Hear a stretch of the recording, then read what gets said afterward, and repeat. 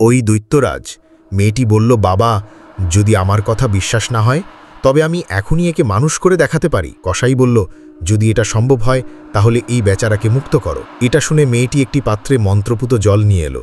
সে মন্ত্র উচ্চারণ করে যেই সেই জল আমার ওপর ছিটিয়ে দিল, আমি আবার মানুষের রূপে ফিরে এলাম এবং সে আবার ঘরের ভিতরে চলে গেল। আমি কসাই এবং তার মেয়েকে ধন্যবাদ জানালাম এবং বললাম, হে দেবী, আমি চাই আমার স্ত্রীও এমন শাস্তি পাক। এটা শুনে মেয়েটি তার বাবাকে ভিতরে ডাকল এবং তার হাত দিয়ে মন্ত্রপুত জল বাইরে পাঠিয়ে বলল, তুমি এই জল তোমার স্ত্রীর উপর ছিটিয়ে দিও।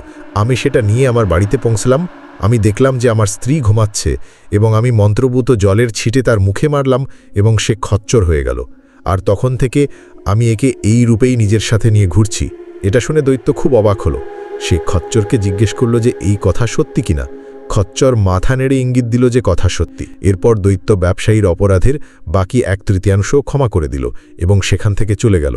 ব্যবসায়ী সেই 3 বৃদ্ধের চরণে লুটিয়ে পড়ল।